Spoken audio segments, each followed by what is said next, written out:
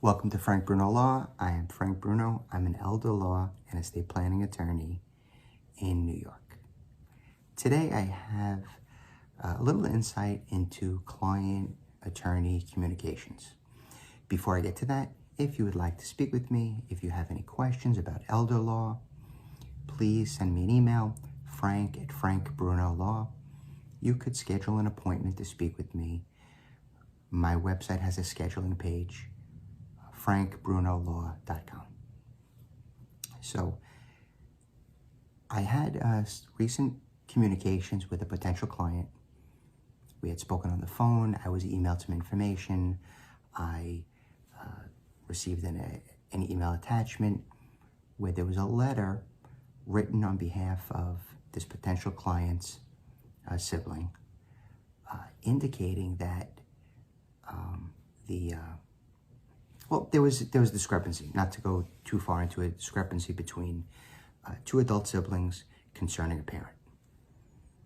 Now, one of the things that the potential client wanted me to do is respond in writing. Certainly, I've responded in writing. Correspondence with other attorneys is part of the trade. However, without any litigation, sometimes the appropriate approach is not to respond in writing to the other attorney, unless you know what it is that the other attorney or the other side really wants. So if they ask for personal belongings to be returned, well, if you have the personal belongings, send them back. You don't need a lawyer to say, we have the belongings, and it's not like a hostage exchange. Just give the items back.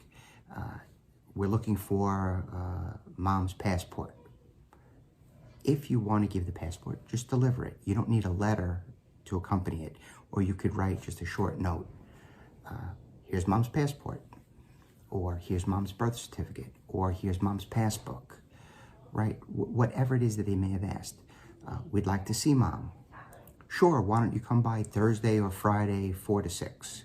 Why don't you come by this weekend? How about you take mom to dinner on Sunday, right? So there's a variety of things you could say without putting in writing too much.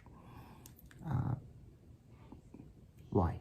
Well, sometimes people say too much. Hey, I was holding the passbook for safekeeping, or I didn't want to give you the passport unless you really needed it, or some other explanation or excuse that really could be used against you. Really, it isn't necessary. So be mindful of what you place in writing. Be mindful if you do have a response, will that escalate the situation, right? So think about those things. If you have a specific question or scenario in your own life, please reach out to me, frank@frankbrunolaw. Thank you.